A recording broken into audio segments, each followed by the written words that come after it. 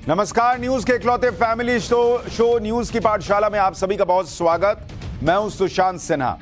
ये वो पाठशाला जहां सबकी क्लास लगती है। और सबसे पहले आपको बता दूं कि पाठशाला में आज आपके लिए क्या क्या लेकर आया हूं। मुख्यमंत्री सोरेन की कुर्सी गई, इसके बाद अब केजरीवाल की बारी है क्या?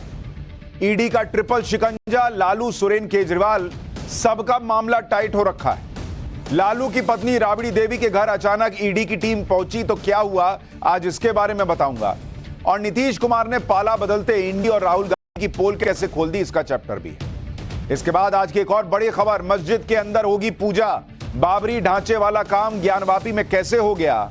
ज्ञानवापी पर कोर्ट का सबसे बड़ा फैसला आया है। मंदिर बनने का रास्ता क्या दिखने लगा है, आज इसको विस्तार से समझाऊंगा। ज्ञानवापी में पूजा की इजाजत मिली तो कहां मुसलमानों ने मिठाई बांटी है, यह भी दिखाऊंगा।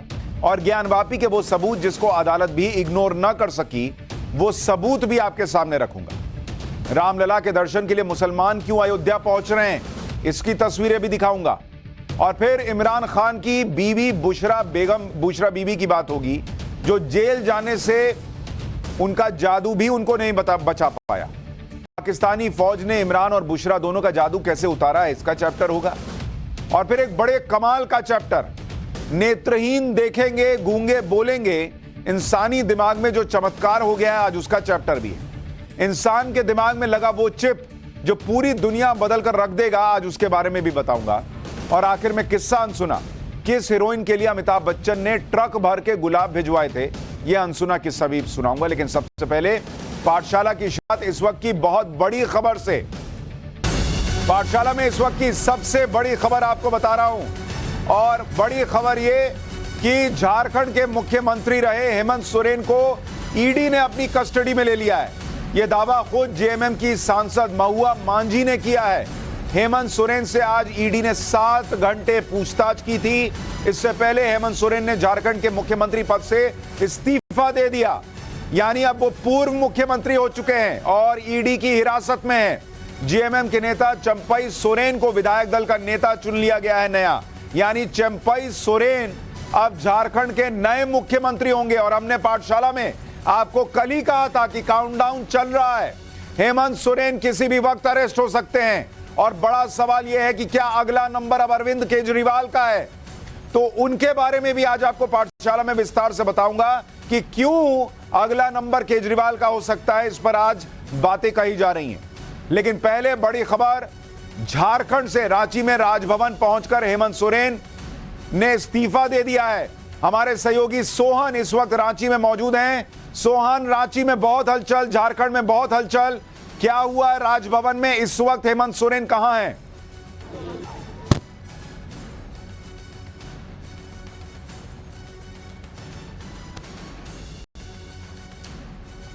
आपकी आवाज नहीं आ रही, सोहन की आवाज नहीं आ रही, हम उनके पास चलेंगे। लेकिन बड़ी खबर है झारखंड से, हेमंत सोरेन, उनके साथ लगभग वैसा ही हुआ है, या ये कहिए कि जो केजरीवाल के साथ हुआ है वही हेमंत सोरेन के साथ हुआ है। ईडी उन्हें समन पे समन भेजती रही, कई बार वो समन टालते रहे। और अब यह खबर आ रही है कि 7 घंटे की पूछताछ के बाद ईडी ने हेमंत सोरेन को हिरासत में ले लिया है। हेमंत सोरेन ने इस्तीफा सौंप दिया है और चंपई सोरेन नए मुख्यमंत्री झारखंड के बन रहे हैं। हमारे साथ हमारे सहयोगी सोहन जुड़ गए हैं। सोहन, अभी क्या अपडेट है? हेमंत सोरेन कहां हैं? अभी सिर्फ हिरासत में है या अरेस्ट कर लिए गए हैं? क्या चल रहा है वहां? देखिए, सीएम अभी राजभवन के अंदर हैं। हेमंत सोरेन थोड़ी देर पहले राजभवन आए हुए थे और अभी भी वो राजभवन के अंदर है, राजभवन से ही बाहर नहीं निकले। लेकिन ईडी जिस तरह जमीन घोटाले मामले में आज पूछताछ कर रही थी हेमंत सोरेन से, और लगभग कहा जाए तो 2 घंटे पहले कहीं ना कहीं सीएम को आभास हो गया था कि ईडी उन्हें अरेस्ट कर सकती है। तो 3 बस को सीएम हाउस के अंदर बुलाया गया था और पूरी प्लानिंग के साथ कहा जाए तो ये प्लान किया जा रहा था। और थोड़ी देर पहले 3 बसों में बैठ के जेएमएम, कांग्रेस और आरजेडी के विधायक राजभवन पहुंचे हुए हैं और विधायक दल का नेता चंपई सोरेन को चुना गया है। और चंपई सोरेन के द्वारा कहा जाए तो नई सरकार बनाने के लिए दावा भी पेश किया गया है। और हेमंत सोरेन उसके बाद राजभवन पहुंचे हुए हैं और अभी भी वो राजभवन के अंदर है। थोड़ी देर पहले गवर्नर से मिलकर तमाम विधायक यहां से निकल चुके हैं। तो अब देखना होगा कि अब सीएम राजभवन से कब निकलते हैं। और जिस तरह सीएम ईडी के सवालों से बच रहे थे, लगातार सम्मन उन्हें जारी किया जा रहा था और लगातार वो सम्मन के बाद भी पूछताछ के लिए हाजिर नहीं हो रहे थे। लेकिन 20 जनवरी को जो पूछताछ हुई थी और 29 जनवरी को जिस तरह सीएम सोरेन के घर पर ईडी पहुंची थी और आज जब ईडी की टीम सीएम के घर पर पहुंची थी पूछताछ के लिए, तो अभी तक पूछताछ जारी था। पूछताछ में क्या हुआ ये भी जानेंगे। सोहन, थोड़ा आप अपना कैमरा दूसरी तरफ लगाइए, आपका चेहरा बिल्कुल नहीं दिख रहा, लाइट नहीं आ रही है।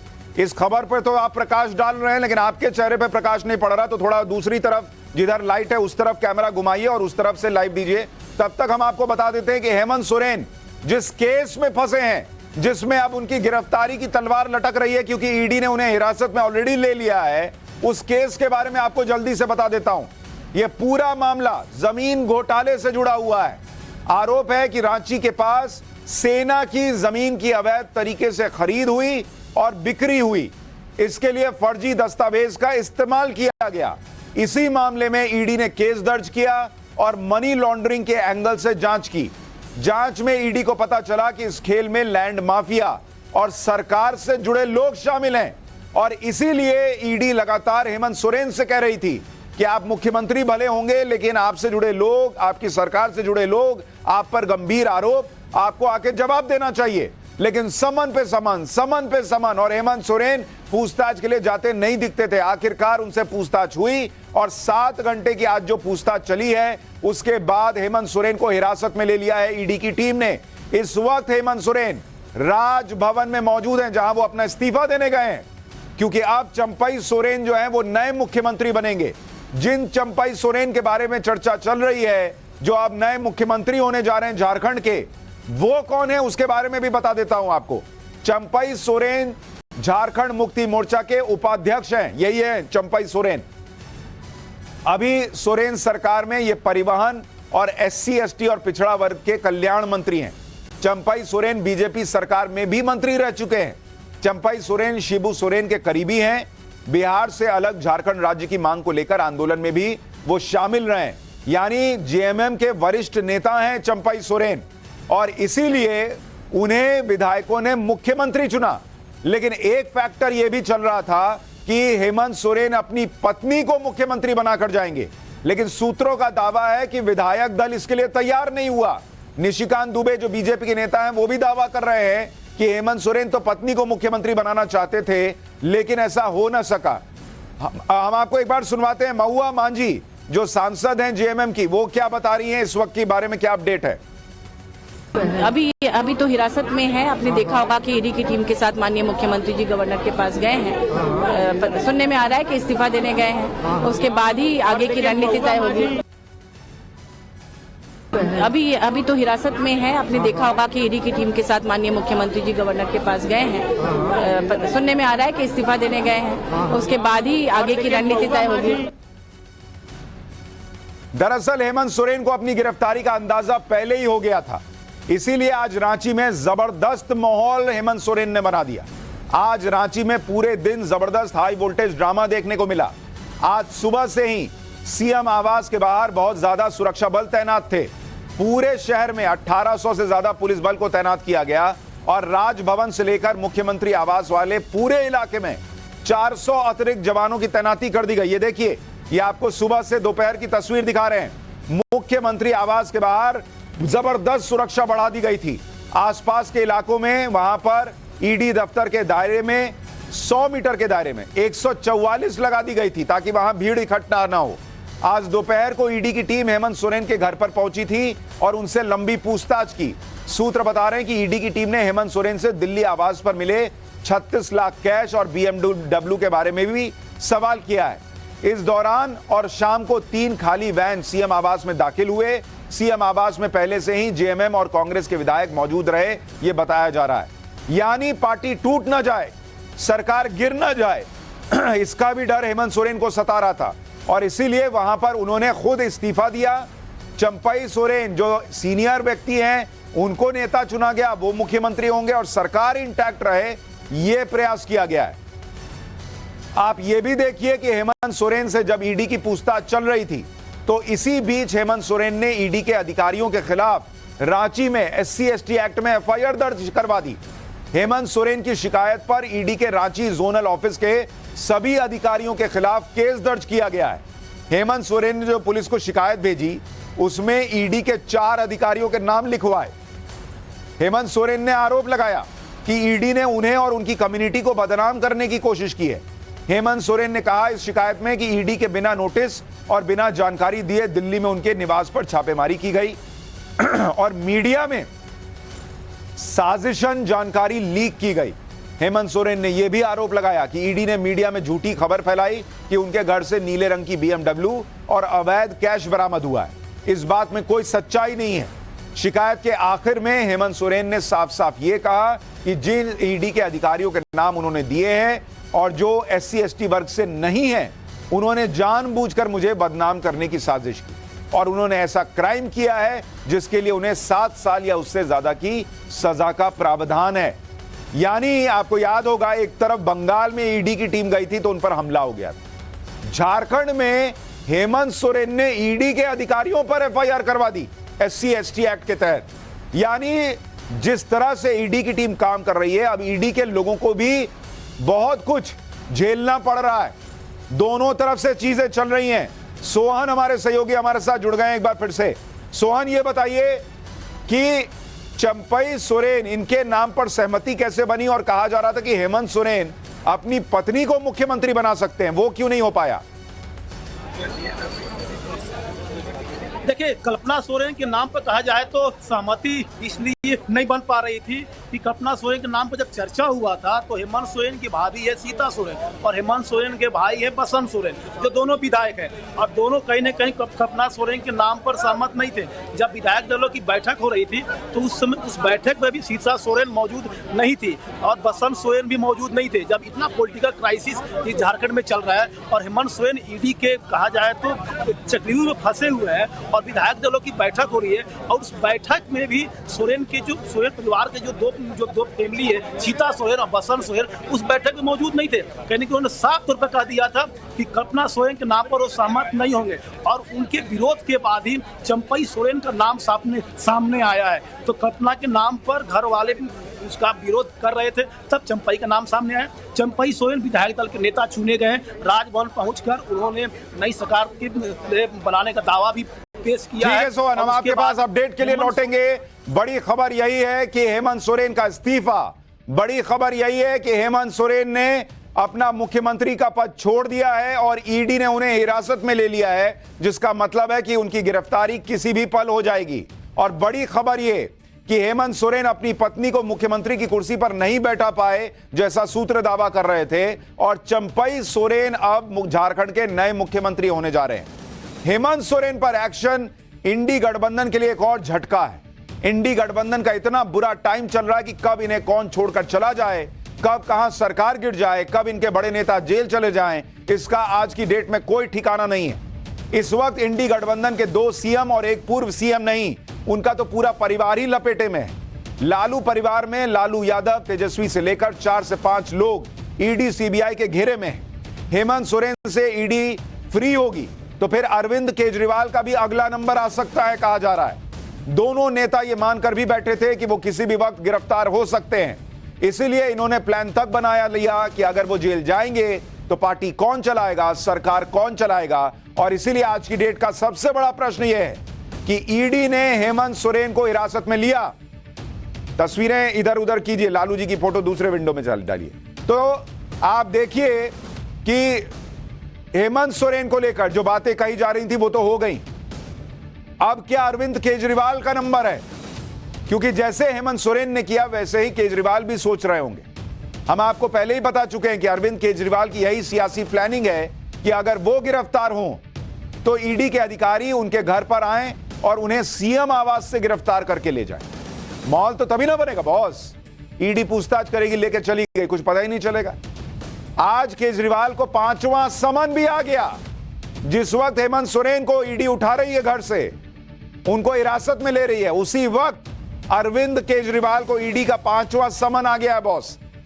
ईडी ने अरविंद केजरीवाल को पेश होने के लिए अब 2 फरवरी की तारीख दे दी है। इस बार अरविंद केजरीवाल क्या करेंगे यह अभी क्लियर नहीं है। आम आदमी पार्टी की तरफ से बताया गया है कि चंडीगढ़ मेयर चुनाव को लेकर 2 फरवरी को आम आदमी पार्टी दिल्ली में बीजेपी हेडक्वार्टर के बाहर प्रदर्शन करेगी, जिसमें अरविंद केजरीवाल भी हिस्सा लेंगे। यानी अरविंद केजरीवाल का 2 फरवरी का कार्यक्रम तय हो गया। ईडी बुला रही है पूछताछ के लिए, केजरीवाल जी यहां बीजेपी के खिलाफ प्रदर्शन करेंगे। तो यह भी हो सकता है कि अरविंद केजरीवाल इस बार भी ईडी के समन को स्किप कर दें। अरविंद केजरीवाल के नए समन पर आम आदमी पार्टी भी कुछ खुलकर नहीं कह रही। एक बार सुनिए पार्टी के प्रवक्ता क्या बता रहे हैं। हमें अभी पांचवें समन की जानकारी मिली है। हमारी लीगल टीम इसको स्टडी कर रही है और जो भी कानून के दायरे में उचित होगा हम वैसल करेंगे। 4 जो पहले समन आए थे वो गैर कानूनी थे। हमने ईडी से हमने जवाब मांगा था। जो अब 5वां समन आया है उसको हमारी लीगल टीम स्टडी कर रही है। जो भी लीगल टीम बताएगी हम लॉ के दायरे में रहकर ही स्टेप करेंगे। शराब घोटाले के आरोपों में पूछताछ के लिए ईडी अरविंद केजरीवाल को पिछले 4 महीने में 4 बार समन भेज चुकी है और अरविंद केजरीवाल ने हर बार कोई ना कोई वजह बताकर ईडी के समन को इग्नोर किया है। इसलिए इस बार भी अगर वो ऐसा करेंगे तो हैरानी नहीं हो। बस देखना यह होगा कि इस बार अरविंद केजरीवाल क्या नया बहाना बनाएंगे, क्योंकि सबसे पहले ईडी ने अरविंद केजरीवाल को 2 नवंबर 2023 को पेश होने के लिए कहा था। तब अरविंद केजरीवाल मध्य प्रदेश में चुनाव प्रचार के लिए निकल गए। जब उन्होंने यह तर्क दिया था कि वो इलेक्शन में बिजी है, उनके पास बहुत काम है, वो टाइम नहीं दे सकते। फिर ईडी ने अरविंद केजरीवाल को दूसरा समन भेजा और 21 दिसंबर को पेश होने के लिए कहा। लेकिन अरविंद केजरीवाल ने ईडी को बताया कि उनको तो पंजाब में 10 दिन के लिए विपश्यना के लिए जाना है, वो पेश नहीं होंगे। फिर उन्हें 3 जनवरी को पेश होने के लिए कहा गया। तब अरविंद केजरीवाल ने यह कह दिया कि 3 जनवरी से 19 जनवरी के बीच दिल्ली के कोटे की 3 सीटों पर राज्यसभा चुनाव है और आम आदमी पार्टी के संयोजक होने के नाते वो इसमें बिजी है। फिर 18 जनवरी को पेश होने के लिए कहा ईडी ने। अरविंद केजरीवाल फिर नहीं गए और 3 दिन के गोवा दौरे के लिए निकल गए। तब अरविंद केजरीवाल ने यह कहा था कि यह समन उनके खिलाफ राजनीतिक साजिश है, बीजेपी नहीं चाहती कि वो लोकसभा चुनाव में प्रचार करें। यानी हर बार नई बात कहकर वो इधर उधर निकल जाते हैं। साथ ही वो उल्टे ईडी से सवाल पूछते हैं कि मुझे किस हैसियत से बुला रहे हैं, मेरा क्या वहां पर रोल है, नहीं है, मुझे बताइए तब मैं आऊंगा। ईडी के हर समन को अरविंद केजरीवाल ने गैरकानूनी भी बताया और समन को वापस लेने के ईडी को लंबे चौड़े जवाब भेजे। अरविंद केजरीवाल ने हर समन पर उल्टे ईडी से सवाल कर लिया कि उन्हें किस हैसियत से पूछताछ के लिए बुलाया जा रहा है, पहले यह बताइए। लेकिन रांची और दिल्ली के अलावा आज पटना में भी इंडी गठबंधन में खलबली मची रही। पटना में राबड़ी देवी के आवास पर ईडी की टीम पहुंच गई अचानक, तो यह खबर आग की तरह फैल गई। हालांकि 10 मिनट के अंदर ही ईडी की टीम लौट गई, लेकिन इतने में ही आरजेडी का वरिष्ठ नेता हबड़ दबड़ राबड़ी देवी जी के घर पहुंचे कि उनको भी पता चला, अरे ईडी की टीम आई है, ईडी की टीम आई है, तो सारे सीनियर नेता वहां पहुंचे। वैसे बिहार में नीतीश कुमार के साथ छोड़ने से इंडी गठबंधन की हवा पहले ही निकल चुकी है। हेमंत सोरेन के साथ क्या हो रहा है आप देख रहे हैं। अरविंद केजरीवाल को नया समन आ चुका है। अच्छा, अरविंद केजरीवाल जो बार बार कहते हैं कि ये समन ही गैर कानूनी है, वो कभी कोर्ट नहीं जा रहे हैं उस समन के खिलाफ, क्योंकि उनको पता है कोर्ट गए तो वहां से कह दिया जाएगा, मान लीजिए कि जाइए जवाब दीजिए, फिर क्या करेंगे। तो गैर कानूनी बताते हैं लेकिन कोर्ट नहीं दौड़ के जाते हैं कि इसको रद्द कीजिए। हालांकि आज खुद गठबंधन को खड़ा करने वाले नीतीश कुमार ने ही इंडी गठबंधन की भी पोल खोल दी। नीतीश कुमार ने बताया कि इंडी अलायंस में कोई काम नहीं हो रहा था। जातिगत जनगणना का क्रेडिट लेने वाले राहुल गांधी को भी नीतीश कुमार ने करारा जवाब दिया। नीतीश कुमार तो कह रहे हैं कि इंडी गठबंधन तो सिर्फ नाम का था, कोई काम हो ही नहीं रहा था, सीट शेयरिंग को लेकर काम ही नहीं हो रहा था। और यही बात आज ममता बनर्जी ने भी कही। उन्होंने कांग्रेस से गठबंधन टूटने की इनसाइड स्टोरी बताई। ममता बनर्जी ने कहा कि वो कांग्रेस को 2 लोकसभा सीट देने को तैयार थी, जबकि कांग्रेस के पास एक भी विधायक नहीं, फिर भी उन्होंने इनकार कर दिया। ममता बनर्जी ने कहा कि कांग्रेस के इनकार के बाद उन्होंने कांग्रेस से पूछा कि भाई बताओ तुमको कितनी सीट चाहिए, क्या 42 की 42 सीट चाहिए क्या। फिर होता यह कि वो 42 की 42 सीटें हार जाते और बीजेपी सत्ता में आ जाती। ममता बनर्जी ने बताया कि उन्होंने कांग्रेस को यह भी भरोसा दिया था कि वो ये सुनिश्चित करेंगी कि कांग्रेस को जो 2 सीट दे रही हैं वो दोनों कांग्रेस जीते, लेकिन उन्होंने मना कर दिया। मतलब वो ये भी बता रही हैं कि कांग्रेस की हैसियत 2 से ज्यादा सीट की नहीं है, और वो ये भी याद दिला रही है कि कांग्रेस की हैसियत अकेले अपने दम पे जीतने की नहीं है, मैं जिता दूंगी तुमको दोनों सीट। और बता रही है कि कांग्रेस फिर भी ज्यादा सीट मांग रही है। ममता बनर्जी ने बताया कि जब कांग्रेस ज्यादा सीटों पर अड़ी रही तब उन्हें कहना पड़ा कि अब तो वो एक भी सीट नहीं देने वाली। ममता बनर्जी का यह बयान ऐसे वक्त में आया है जब राहुल गांधी की यात्रा फिर से बंगाल में आ चुकी है। बिहार और बंगाल में तो नीतीश कुमार और ममता बनर्जी ने कांग्रेस को ठेंगा दिखा दिया। यूपी में भी अखिलेश यादव ने 16 सीटों पर उम्मीदवार उतारकर कांग्रेस को झटका दे दिया। अब कांग्रेस के नेता अखिलेश यादव को गठबंधन धर्म की याद दिला रहे हैं। जो कांग्रेस आज अखिलेश यादव को गठबंधन के नियम याद दिला रही है, वो ये कैसे भूल गई कि एमपी विधानसभा चुनाव में उन्होंने अखिलेश यादव के साथ क्या किया था। तब तो कांग्रेस के नेता कह रहे थे कि कौन अखिलेश वकीलेश। तब अखिलेश यादव ने आरोप लगाया था कि कांग्रेस ने एमपी में उनके नेताओं को रात भर जगाए रखा, लेकिन एक भी सीट नहीं दी। और आज ये लोग गठबंधन धर्म याद दिला रहे हैं। नीतीश कुमार कह रहे हैं कि किसने जातिगत जनगणना की बात की थी ये सबको पता है, राहुल गांधी क्रेडिट न लें। तो गठबंधन में, इंडी गठबंधन में हाहाकार मचा हुआ है। कब केजरीवाल का अगला नंबर आ जाए, हेमंत सोरेन का तो आ ही गया, पूरा लालू यादव का परिवार घेरे में फंसा हुआ है। बहुत बुरा हाल चल रहा है बॉस। लेकिन पाठशाला में अब अगली क्लास, मस्जिद के अंदर होगी पूजा। बाबरी ढांचे वाला काम ज्ञानवापी में कैसे हो गया, ज्ञानवापी पर कोर्ट का सबसे बड़ा फैसला कैसे आया है, मंदिर बनने का रास्ता कैसे दिखने लगा है, ज्ञानवापी में पूजा की इजाजत मिली तो कहां मुसलमानों ने मिठाई बांटी, और वो सबूत ज्ञानवापी के जिन्हें अदालत भी इग्नोर न कर सकी। रामलला के दर्शन के लिए मुसलमान क्यों अयोध्या पहुंच रहे हैं, अब इसका चैप्टर।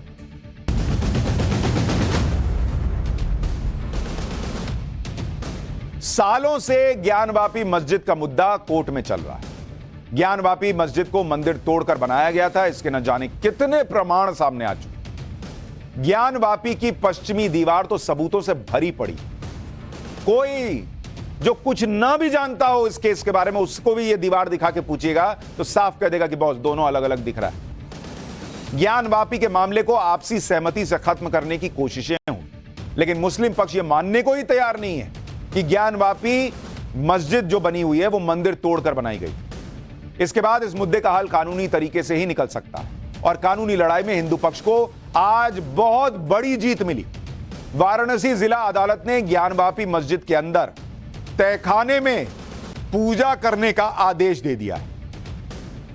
एक मस्जिद के अंदर पूजा करने का आदेश देते हुए कोर्ट ने उन सबूतों और साक्ष्यों का भी जिक्र किया जो ज्ञानवापी परिसर के अंदर बिखरे हुए हैं हर तरफ। कोर्ट ने ऐसे ही हवा में नहीं बात कर दी बॉस, और कोर्ट हवा में बात करता भी नहीं कि मस्जिद के अंदर पूजा अलाउ कर दे, लेकिन उसको दिख रहे सबूत, और इसीलिए पता चलता है कि ज्ञानवापी मस्जिद से पहले वहां एक हिंदू मंदिर था। यह बात कोर्ट भी अब मान रहा है एक तरीके से। ज्ञानवापी की लड़ाई में यह पहली बड़ी जीत है, और इसकी तुलना अयोध्या में 1986 में हुए उस काम से की जा रही है जिसके बाद राम मंदिर आंदोलन अलग लेवल पर पहुंच गया। आप देखिए, फरवरी 1986 में बाबरी मस्जिद का ताला खुला था, और ताला खुलने के बाद आंदोलन को बहुत बल मिला। मस्जिद के अंदर पूजा शुरू हो गई। उसी तरह 2024 में यानी आज ज्ञानवापी के तहखाने में पूजा का आदेश हुआ है। कोर्ट ने तहखाने के अंदर मूर्तियों की नियमित पूजा का आदेश दिया।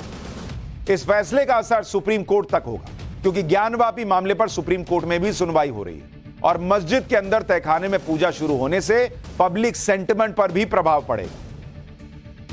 वाराणसी जिला अदालत ने अपने फैसले में क्या कहा है उसकी एक एक लाइन आपको जाननी चाहिए, क्योंकि इस फैसले के बाद ज्ञानवापी की लड़ाई अगले स्टेज पर पहुंचती दिख रही है। वाराणसी जिला अदालत ने अपने आदेश में कहा कि मंदिर भवन के दक्षिण दिशा में स्थित तहखाने में मूर्ति की पूजा होती थी। दिसंबर 1993 के बाद पुजारी व्यास जी को इस प्रांगण के बैरिकेड वाले इलाके में प्रवेश करने से रोक दिया गया। इस कारण तहखाने में होने वाले राग भोग आदि संस्कार भी रुक गए। इस बात के पर्याप्त आधार हैं कि वंशानुगत आधार पर पुजारी व्यास जी का ब्रिटिश शासनकाल में भी कब्जा था इस जगह पर, और उन्होंने दिसंबर 1993 तक इस जगह पर पूजा अर्चना ऑलरेडी की है। बाद में तहखाने का दरवाजा हटा दिया गया। हिंदू धर्म की पूजा से संबंधित सामग्री, बहुत सी प्राचीन मूर्तियां और धार्मिक महत्व की दूसरी वस्तुएं उस तहखाने में आज भी मौजूद हैं। तहखाने में मौजूद मूर्तियों की पूजा नियमित रूप से की जानी आवश्यक है। राज्य सरकार और जिला प्रशासन ने बगैर किसी विधिक अधिकार के दिसंबर 1993 से तहखाने के अंदर पूजा पर रोक लगा दी। हिंदू पक्ष और काशी विश्वनाथ ट्रस्ट बोर्ड द्वारा नियुक्त पुजारी से तहखाने में मौजूद मूर्तियों की पूजा, राजभोग कराएं और इसके लिए 7 दिन के अंदर व्यवस्था करें, यह कोर्ट ने आदेश दे दिया। कि 7 दिन में वहां पूजा शुरू होनी चाहिए। कोर्ट का आदेश आने के बाद हिंदू पक्ष के वकील विष्णु जैन ने कहा कि यह बड़ी जीत है। अब तहखाने में भगवान शंकर और विष्णु जी की जो मूर्तियां एएसआई सर्वे में मिली हैं, उनकी पूजा अर्चना हो सकेगी। एक बार विष्णु जैन को सुनिए, फिर आपको बताता हूं कि इस मामले में और क्या क्या सबूत हैं जिन्हें कोर्ट इग्नोर न कर सका। बहुत बड़ी जीत है हम लोगों के लिए। और उस वजू टैंक का उस व्यास परिवार के तहखाने में हमेशा नवंबर 1993 तक पूजा होती थी। एक राज्य सरकार ने अपनी पावर का दुरुपयोग करते हुए वहां पूजा पाठ रोक दी थी। और मेरी आज की राज्य सरकार से ये निवेदन है, करवर्त प्रार्थना है कि वहां पे कोर्ट के ऑर्डर की कंप्लायंस में पूजा पाठ शुरू कराएं। नंदी जी का इंतजार भी खत्म हो रहा है और जो व्यास परिवार के तहखाने में पूजा पाठ होती थी, इस पूजा पाठ का ऑर्डर किया है। मैं आपके माध्यम से कहना चाहता हूं कि जो 1 फरवरी 1986 को राम मंदिर के केस में जस्टिस के.एम. पांडे ने राम मंदिर के ताला खुलने का आदेश दिया था, आज ये आदेश उसी लेवल पे है, उसी फुटिंग पे स्टैंड करता है और ये ज्ञानव्यापी के केस में एक टर्निंग पॉइंट। ज्ञानवापी के केस में यह टर्निंग पॉइंट है, विष्णु जैन कह रहे हैं। ज्ञानवापी मस्जिद के अंदर जिस तहखाने में पूजा करने का आदेश वाराणसी कोर्ट ने दिया है, उसकी तस्वीर भी देखिए। यही वो तहखाना है जो ज्ञानवापी मस्जिद के दक्षिणी हिस्से में मौजूद है। हिंदू पक्ष का कहना है कि इस तहखाने में भगवान विष्णु की मूर्ति है, उसकी पूजा की जाएगी। इसके अलावा एएसआई के सर्वे में जो मूर्तियां मिली हैं, उनकी भी पूजा की जाएगी। इस तहखाने की पूजा और देखभाल व्यास परिवार करता रहा था। अब इसी तहखाने में फिर से पूजा हो सकेगी।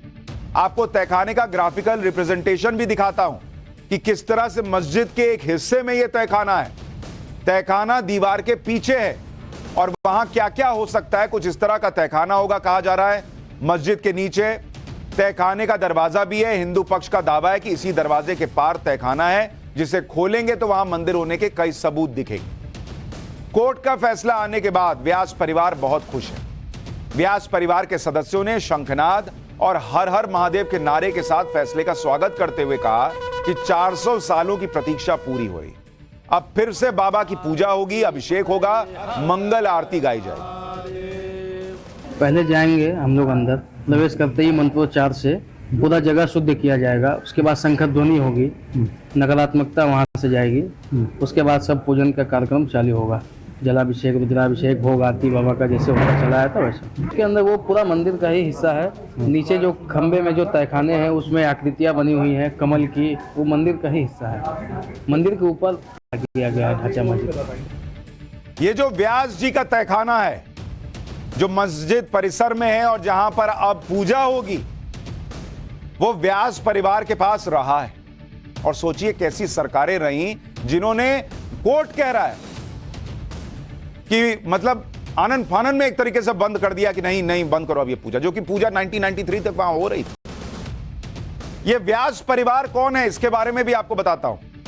काशी विश्वनाथ मंदिर और ज्ञानवापी परिसर में नंदी, ज्ञानकूप, श्रृंगार गौरी समेत सभी देव स्थानों की देखरेख ये व्यास परिवार करता था। काशी में होने वाली पंचकोसी समेत सभी 130 तरह की परिक्रमा यात्रा ज्ञानवापी के व्यास पीठ से व्यास परिवार के ही संकल्प से प्रारंभ होकर समाप्त होती। व्यास परिवार के पंडित केदारनाथ व्यास श्रृंगार गौरी के महंत भी रहे, साथ ही संस्कृत साहित्य के प्रकांड विद्वान रहे। उनकी चर्चित पुस्तक काशी खंडेक्त पंचकोशात्मक यात्रा का 16 भाषाओं में अनुवाद हो चुका है। ज्ञानवापी मस्जिद के तहखाने पर व्यास परिवार का अधिकार कब से है, यह भी आपको जानना चाहिए। ज्ञानवापी मस्जिद को लेकर 1937 में भी कोर्ट में केस चला था। 1937 में कोर्ट ने ज्ञानवापी के तहखाने का मालिकाना हक तब भी व्यास परिवार को दिया था। तब तो अंग्रेजों का राज था।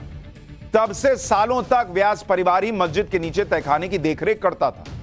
व्यास परिवार मस्जिद के नीचे तहखाने में जाकर पूजा करता था। बॉस, कायदे से देखिएगा तो मस्जिद के नीचे अगर पूजा हो रही है, जिस जगह पर मस्जिद बनी हुई है अगर वो विवादों में है और कहा जा रहा है कि मंदिर तोड़कर बना है, तो जानकार कहते हैं, मैंने उसी दिन आपको दिखाया कि फिर तो ये इस मस्जिद में पढ़ी गई नमाज भी इस्लाम में कबूल नहीं होती। लेकिन फिर भी मुस्लिम पक्ष अड़ा हुआ है। ज्ञानवापी मस्जिद से पहले वहां मंदिर था, हमने इसके कई प्रमाण आपको दिखाए। आज आपको ज्ञानवापी मस्जिद और काशी विश्वनाथ मंदिर की तस्वीर और वहां की सच्चाई अलग तरीके से आपको दिखाते हैं। जरा इस तस्वीर को देखिए, आपको थोड़ा और डिटेल में समझ में आएगा कि वहां क्या है और क्या नहीं है। जरा तस्वीर डालिए। और इसको जूम करके दिखाइए आप। ये आप देख रहे हैं, मैंने आपको इसका ग्राफिकल रिप्रेजेंटेशन दिखाने का प्रयास किया है। ये काशी विश्वनाथ मंदिर बना हुआ है, ठीक है, और इसके ठीक बगल में यही ज्ञानवापी मस्जिद है जिसको आप देखते आए हैं। तो यहां मंदिर और यहां मस्जिद। ये आपने ग्राफिकल रिप्रेजेंटेशन देखा। अब इसका अगला स्टेप दिखाइए जिससे आपको क्लैरिटी मिलेगी कि क्यों हिंदू पक्ष जो है वो चीख चीख कर कह रहा है कि यही मंदिर है और यहां मंदिर था। अब हमने ये ऊपर का हिस्सा कंस्ट्रक्शन हटा दिया, तो अब जूम करके दिखाइए। ये तरह इन दोनों को खाली लीजिए। यहां नंदी जी मौजूद है। ये जो पुराने नंदी जी हैं, बहुत पुराने और विशालकाय, वो नंदी जी यहां हैं और इस तरफ देख रहे हैं। और यहां सामने क्या है, जरा इसको देखिए आप। यहां नंदी जी देख रहे हैं और यहां ठीक सामने वही वजू खाना है जिसमें शिवलिंग नुमा आकृति मिली थी, जिसको हिंदू पक्ष कहता है कि भैया ये कुछ और नहीं है, ये शिवलिंग है। आप देखिए यहां नंदी जी और एग्जैक्टली ठीक सामने वो वजू खाना है। और ये दुनिया के इकलौते नंदी जी जो होंगे जो इधर शिव जी हैं और ये उल्टी दिशा में देख रहे हैं। हो ही नहीं सकता बॉस कि नंदी जी जो है वो उल्टी दिशा में देखेंगे। और इसीलिए हिंदू पक्ष ये कह रहा है कि जब नंदी जी इधर देख रहे हैं तो सीधे सीधे यहीं पर होगा शिवलिंग और ये फव्वारा हो ही नहीं सकता। लेकिन मुस्लिम पक्ष इस बात को भी मानने को तैयार नहीं है और इसीलिए हमने आपको ग्राफिकल रिप्रेजेंटेशन से दिखाया कि एग्जैक्टली कहां पर चीजें हैं। इस तस्वीर से अब आपको और क्लैरिटी मिलेगी कि सबूत किस तरह से चीख चीख कर अंदर की बातें कह रहे हैं। आपको आज वो सबूत भी दिखाते हैं जिनको अदालत भी इग्नोर नहीं कर पाई। ये वही सबूत है जिनके दम पर आज ज्ञानवापी मस्जिद के तहखाने में पूजा करने का अधिकार मिला। काशी में ज्ञानवापी मस्जिद से पहले वहां जो मंदिर था उसका नक्शा भी आपको दिखाता हूं। यह मैप अंग्रेज इतिहासकार 1822 में तैयार किए थे, 1822। इस मैप में आदि विश्वेश्वर मंदिर के बारे में बताया गया है। इस मैप में आदि विश्वेश्वर मंदिर संपूर्ण स्वरूप में दिख रहा है। मंदिर के चारों तरफ जो मंडप और छोटे मंदिर बनाए गए थे उनके नाम तक लिखे हुए हैं। द्वारपाल और भैरव का भी जिक्र किया गया है। इस मैप के राइट साइड में शिव मंडप की बाहरी दीवार ही आज की वो पश्चिमी दीवार है जिस पर मस्जिद खड़ी हुई है। एग्जैक्टली सब कुछ वैसा ही है और ये 1822 का मैप है। ज्ञानवापी मस्जिद को लेकर इतिहासकारों ने भी किताबों में खूब लिखा है। इन किताबों को कोर्ट में सबूत के तौर पर पेश किया गया। जैसे इतिहासकार डॉक्टर अनंत सदाशिव अल्तेकर 1937 में उनकी एक किताब प्रकाशित हुई थी, हिस्ट्री ऑफ बनारस। इस किताब में दिए गए तथ्यों को ज्ञानवापी मस्जिद के मामले में हिंदू पक्ष ने साक्ष्य के तौर पर प्रयोग किया। इस किताब में क्या लिखा है पता है आपको? इसमें लिखा है कि मस्जिद के चबूतरे पर स्थित खंभों व नक्काशी को देखने से प्रतीत होता है ये 14वीं-15वीं शताब्दी के। प्राचीन विश्वनाथ मंदिर में ज्योतिर्लिंग 100 फीट का था। अर्घा भी 100 फीट का बताया गया है। लिंग पर गंगाजल बराबर गिरता रहा है जिसे पत्थर से ढक दिया गया। यहां श्रृंगार गौरी की पूजा अर्चना होती है। तहखाना यथावत है, यह खुदाई से स्पष्ट हो जाएगा। यह 1937 में किताब में लिखा गया है, वो साल जब अंग्रेजों के चलते हुए कोर्ट ने भी व्यास जी के उस तहखाने में पूजा की इजाजत दी थी। इस किताब के तथ्यों का जिक्र अभी 12 अप्रैल को इलाहाबाद हाईकोर्ट में ज्ञानवापी मामले की सुनवाई के दौरान भी किया गया। ऐसे ही एक इतिहासकार हैं डॉक्टर मोती चंद, जो अपनी किताब काशी का इतिहास में लिखते हैं कि विद्वान नारायण भट्ट का समय 1514 से 1595 तक था और ऐसा जान पड़ता है कि उनके जीवन के बड़े काल में काशी में विश्वनाथ मंदिर नहीं था। और ऐसा भी पता चलता है कि औरंगजेब से पहले विश्वनाथ के 15वीं सदी के मंदिर के स्थान पर कोई मस्जिद नहीं बनी थी। ज्ञानवापी मस्जिद का 125 गुना 18 फुट नाप का पूरब की ओर का चबूतरा शायद 14वीं सदी के विश्वनाथ मंदिर का बचा हुआ भाग है। वाराणसी कोर्ट के फैसले के बाद ज्ञानवापी की देखरेख करने वाली अंजुमन इंतजामिया कमेटी से भी ज्यादा और कोई हैरान परेशान है तो वो खुद असदुद्दीन ओवैसी हैं। असदुद्दीन ओवैसी जो आज तक कस्में खाते हैं कि वो मुसलमानों को बाबरी नहीं भूलने देंगे। ज्ञानवापी के तहखाने में पूजा के आदेश पर ओवैसी ने कहा कि देश में फिर से बाबरी जैसी घटना हो सकती। कोर्ट ने अपने फैसले से पूरा केस डिसाइड कर दिया है। सुनिए ओवैसी को। आज जिन्होंने जो फैसला लिया है वो तो पूरे केस को डिसाइड कर दिया उन्होंने। यानी आपने एक तो कितने 93 के बाद से अब तक वो खुद कह रहे हैं कि वहाँ पर कुछ नहीं हो रहा था। अब मस्जिद के तहखाने को आप दे रहे हैं तो फिर आपने तो पूरा केस डिसाइड कर दिया। भाई कितने साल हो गए, 93 से अब 30 साल हो गए। हाँ, और उसमें मूर्तियाँ कहाँ हैं कि कैसे मालूम उनको? तो ये प्लेसेस ऑफ वर्शिप एक्ट का वायलेशन है, ये सरासर गलत फैसला है।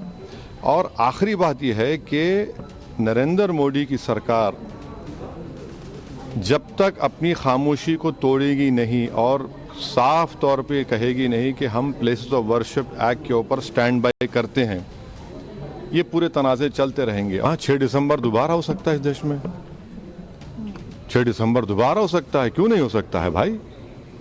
86 हुआ, फिर हो सकता है, जब जीबी पंत थे, दोबारा हो सकता है इस तरह। ओवैसी खुद कह रहे हैं कि 1993 से पहले यहां पूजा होती थी, लेकिन आज पूजा की इजाजत मिली तो सवाल खड़े कर रहे हैं। इस देश के मुसलमान असदुद्दीन ओवैसी से पलट के क्यों नहीं पूछते कि अगर उन्हें इतना यकीन है कि यहां कभी मंदिर था ही नहीं, सिर्फ मस्जिद ही मस्जिद थी, तो वो मुस्लिम पक्ष के वकील क्यों नहीं बन जाते? वो तो बैरिस्टर हैं, क्यों नहीं लड़ते केस? सिर्फ ज्ञान टेलीविजन बाइट्स में देंगे। इसीलिए मैं कहता हूं, नेताओं को छोड़िए, वहां का सच खुद देखिए। उधर मुस्लिम पक्ष कह रहा है कि वो हाईकोर्ट जाएंगे। मुस्लिम पक्ष ने जिला अदालत के फैसले पर नाखुशी जाहिर की, और करते ही क्या, मुस्लिम पक्ष फैसले को इलाहाबाद हाईकोर्ट में चुनौती देगा। मुस्लिम पक्ष जिला अदालत के फैसले पर रोक लगाने की अपील करेगा। All India Muslim personal law board के सदस्य मौलाना खालिद रशीदी फिरंगी महली ने कहा कि देश में सभी को अपनी बात रखने का हक है। कोर्ट के फैसले के खिलाफ ऊपरी अदालतों तक जाएंगे। देखिए, आज़ाद मुल्क है, सबको अपने ख्यालात का इजहार करने की पूरी आज़ादी है। और जहाँ तक अयोध्या मसले का सवाल है, तो बाबरी मस्जिद का केस अलग नौइयत का था और ये केस अलग नौइयत का है। और बहरहाल अभी इसमें काफ़ी लंबा रास्ता तय करना है। तो अभी हम लोगों को पूरी उम्मीद है कि इस फैसले के ख़िलाफ़ ऊपरी अदालतों में जाया जाएगा और वहाँ से मुकम्मल तौर पर इंसाफ ज़रूर मिलेगा। ओवैसी जैसे नेता देश भर के मुसलमानों को उकसाने वाली बातें कर रहे हैं, लेकिन देश का मुसलमान अब ओवैसी जैसे नेताओं की बातों में नहीं आ रहा। आपको आगरा की एक तस्वीर दिखाता हूं। आगरा के मुसलमानों ने ज्ञानवापी पर कोर्ट का फैसला आया कि वहां पूजा पाठ शुरू कराइए, तो वहां मिठाई बांट रहे हैं मुसलमान। वो कोर्ट के फैसले का स्वागत कर रहे हैं। इन मुसलमानों का कहना है कि कोर्ट ने जो फैसला दिया वो सही है, मुसलमानों को भी इसका स्वागत करना चाहिए। सुनिए आगरा के मुसलमानों को। आगरा में हमारी एक मोहब्बत की नगरी है, उसको कहते हैं ताजमहल। तो इसलिए हमारा हिंदू मुस्लिम भाईचारा बना रहे, इसलिए जो कोर्ट ने फैसला किया है उसका हम स्वागत करते हैं। और हम एक दूसरे को लड्डू खिला के उसका कोर्ट का फैसला जो आया है उसके लिए हम बहुत बहुत धन्यवाद देते हैं। जैसे भी ये कोर्ट के आदेश है और कोर्ट का मामला है उसका हम सम्मान करते हैं। और कोई ऐसा नहीं कि यहाँ भेदभाव हो, कोई झगड़ा हो। पूजा स्थल है, पूजा करें, जो इबादत करता है वो इबादत करे। बात चाहे ज्ञानवापी की हो या फिर अयोध्या की हो, देश के मुसलमानों की सोच बदल रही है क्या, यह सवाल खड़ा हो रहा है। क्योंकि विवाद, लड़ाई झगड़ा किसी को नहीं चाहिए, और अयोध्या तो इसका सबसे बड़ा उदाहरण है। क्योंकि सैकड़ों मुसलमान अयोध्या पहुंच रहे हैं रामलला के दर्शन के लिए। आप तस्वीरें देखिए, अयोध्या में 22 जनवरी को रामलला की प्राण प्रतिष्ठा हुई, तब से अब तक सैकड़ों मुसलमान रामलला के दर्शन के लिए पहुंच चुके हैं।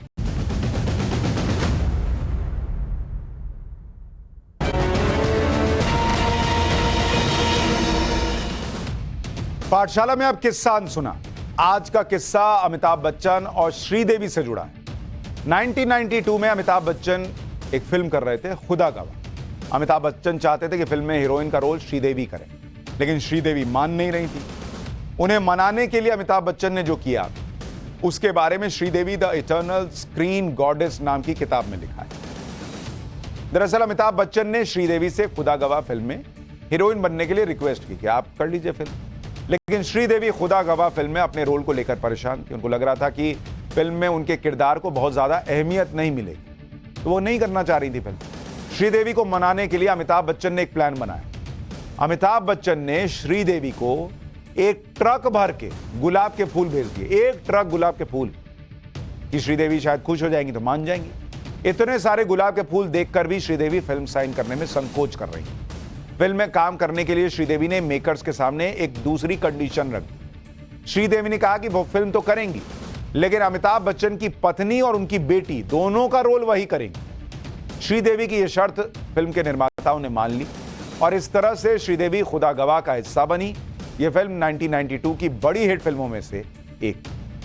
तो यह था आज का किस्सा अनसुना।